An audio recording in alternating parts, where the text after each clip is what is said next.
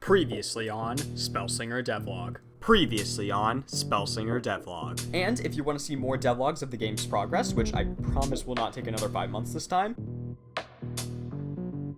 well, this is awkward, but the next devlog is going to be a big one. However, you'll have to wait just a little bit longer to see what I have in store.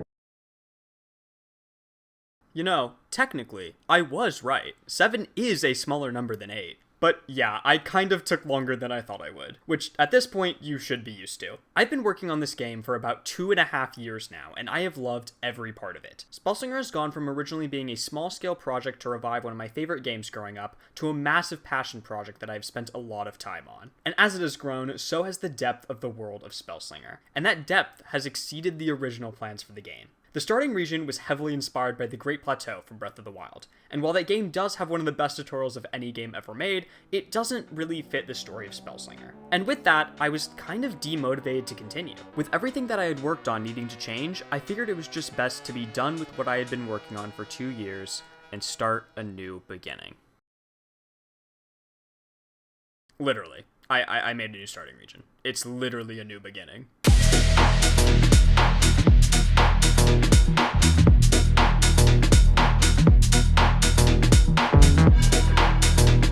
I would never actually abandon Spellslinger. I'm in too deep for that. But I did have a much cooler starting region in mind that fits with the story of the game. Because, that's right, Spellslinger actually has a story. I haven't really talked about the story much before, partially because it wasn't complete yet, because I had been focusing on game mechanics. But now that pretty much all of the main mechanics are done, I can focus on the story. So, what is the story of Spellslinger? Welcome to the Kingdom of Primordia, a great kingdom established by the royal family centuries ago to unite the various tribes of Primordia. However, peace isn't easy, especially with so many magical threats in the world. So, about a century ago, the king, King Regis, tasked the Arcane Order to create the Spellslingers, a group of wizards that harness the Ancients' power of words to cast spells. These Spellslingers, led by the Arcane Order, worked alongside the Royal Guard to protect Primordia. However, one Spellslinger wanted more power, and to obtain this power, they sought out dark magic. One of these sources was the Dark Staff, a powerful staff that granted the Spellslinger the old forgotten power of the darkness, and transformed them into the Dark One. Now, there is a lot more history to the world than that, but I figure I won't bore you reading it all out, so... The main thing you need to know is that a war broke out, and the Dark One created a storm of darkness so powerful that it consumed everything in its path. The Arcane Order and the Spellslingers were successful in imprisoning the Dark One, but it came at the cost of the lives of all of the Spellslingers and many of the Royal Guard. To bury the Fallen and quarantine the residual magic left over from the fallen Spellslingers, a massive vault was created to bury them. The Vault of Echoes, named after the impact that the Spellslinger War had on Primordia that will echo throughout generations. And because of the mysterious spirits that linger there, but we don't need to talk about those. However, with the kingdom in ruin and no successor to the throne, the unity of Primordia has been broken, and the kingdom has never been the same. But now, after a century has passed, the seals on the Dark One's tomb are beginning to wear, and the Dark One is regaining power. But with all the Spellslingers dead, who will stop the Dark One?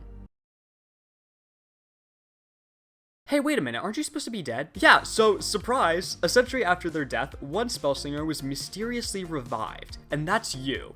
But, like I said, part of the reason for the Vault's creation was to quarantine the residual magic from the fallen Spellslingers, because having a bunch of powerful magic just floating around is probably a bad idea. And so, to keep it locked within the Vault, seals were created to prevent anyone from getting in, or, consequentially, getting out. Luckily, you have a way around that. Because, as a Spellslinger, you can collect the magic of the world, and if you visit the 5 elemental chambers around the vault, you can harness the magic and break the seals on the lift to escape into the wild. Now, all you have to do is go find them, and wait a minute, who is this? This is Jangles. Jangles the skeleton. Remember those mysterious spirits that I said were floating around here? Yeah, well, they may have possessed the corpses of some of the deceased Royal Guard. And while a lot of them are vengeful spirits ready to attack anything in sight, Jangles is a friend. He will act as your guide throughout your journey in the vault, teaching you the ropes and helping you become aware of your surroundings as a newly revived Spellslinger. Because you don't actually have your memory of what happened all those years ago. But Jangles will help with that, acting as your tutorial guide. So, let's get into the chambers where you will go to harness magic, starting with the Chamber of Enigmas. After completing your first combat encounter, you'll have access to this chamber, where you'll also have your first artifact, an arcane ring, which is just a redesigned arcane tablet, doubling the tile value of gold ranked tiles. You will also have a starting incantation, which is actually different from the old one, Arcane Spear. Arcane Spear, costing 18 mana, launches a spear toward the target, dealing 4 arcane damage with 2 pierce, letting you hit up to 3 targets in a line. But, of course, you will need to actually get enough mana to cast it first, as it's a pretty large cost for right now. But it will definitely be helpful for clearing the Chamber of Enigmas. You will have to get through waves of echo skeletons, skeletons possessed by the spirits, and possessed rats, which have a deadly bite. But if you can manage to make it through 3 waves, something will happen.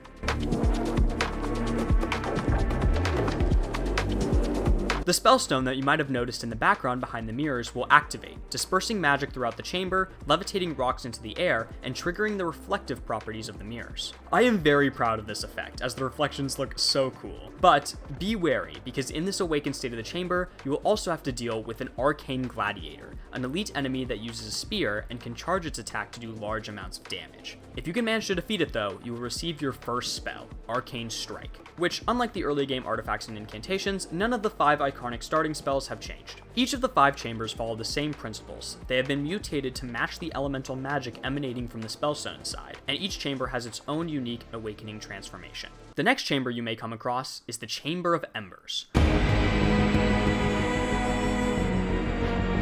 Home to the Fireball spell and its fire magic, this chamber will introduce shielded enemies. You will need to break the shields they carry before you can hit them, which can be bypassed if you have spells to get around it, such as Fireball to deal some explosion damage to the main body, or Lightning Bolt or Ice Javelin to attack vertically and pierce through the shield respectively for a direct hit.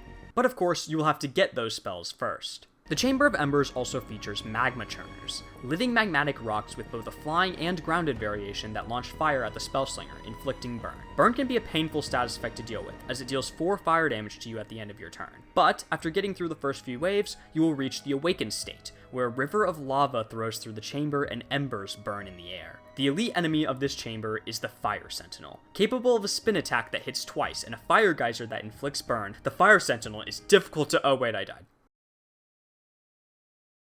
That's a cool death animation though. Spellslinger did actually have a death animation prior to this, although I don't actually have footage of it besides this clip of me testing what it would be like to fight against 50 rats. And it doesn't even show the whole thing, but there's actually a reason for that, and that's because the game crashed here. The old death animation just launched the Spellslinger back, with black particles flowing out of you, filling up the screen for a smoother screen transition. The problem with this, though, is that the player object still exists. This means that enemies will still try and attack the player even after they have died. This is fine in most cases, but the rats for some reason had a strange gimmick where they sometimes crashed the game. Now, I could fix this by just updating the rats code and ensure that future enemies don't have the same problem, but I had a lazier solution. Just move the entire game to a new room for the death animation, which also gave me an idea for this cooler death animation that puts a lot more impact into your death. Previously, you might actually have missed that you died for a second. I've definitely done that a couple times, but now, with the screen going black with just the silhouette of the Spellslinger there, it is pretty clear when you die and feels much more dramatic. And I also added a randomized death message that pops up afterwards. But anyways, let's continue on to the next chamber. The Chamber of Storms contains one of the coolest effects I have made. The chamber itself, home to the Lightning Bolt spell and its lightning magic, is filled with sand that has been blown around by storms that periodically occur in the chamber. The enemies, or at least until the awakened state, are nothing you haven't seen before. But, as with all the other chambers, it will eventually awaken, and you get lightning. And it's so freaking cool. I spent a couple hours doing math to get these randomly generated lightning bolts to work, but it was so worth it. And the screen flash effect whenever a bolt strikes and the sand blowing through the air from the storm just adds to the threatening feeling of the area. But of course, the lightning bolts are the real star of the show. I am definitely going to use these a lot more in the game. I love them. Oh, also there's the Lightning Duelist, who has a 3-hit combo ending with a lightning bolt, and for its other attack, it hits you with lightning. Okay, I'll just block it with a range disruption, you're probably saying, but I don't think you heard me. For its attack, it hits you with lightning. Technically, it is blockable, but it's pretty hard to do, and even I can't do it consistently. Am I going to change it though? No. I like a challenge. Anyways, the fourth and final chamber of the video is the Chamber of Frost. Home to the Ice Javelin spell and the element of ice, the Chamber of Frost is filled with ice spikes that have sprouted up around the chamber. It also has a new enemy, the Frost Roller. These small spherical crustacean-like enemies are nothing too strong, but after they take damage, they will activate, and the next time they hit you, they will explode in an icy explosion that freezes you, causing you to lose your next turn.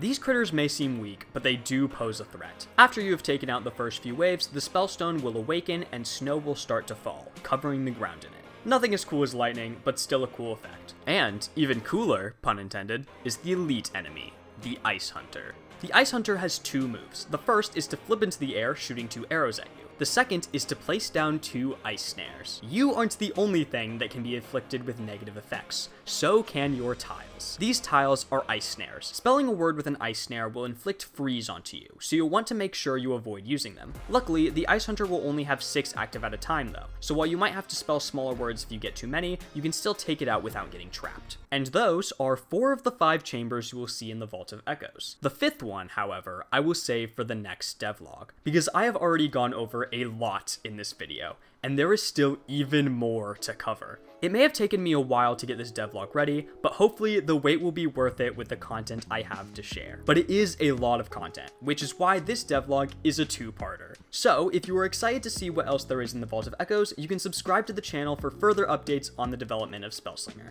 And you can support the game by wishlisting it on Steam. There's also a demo available to play, but it is heavily outdated, not even including the ability to block enemy attacks. But I do plan on updating this demo to contain the prologue of the game, which will hopefully be ready by the next devlog. But until next time, that is going to be it for now. Part 2 will be coming soon, and I am excited to show you what else I have made, including the first boss of the game.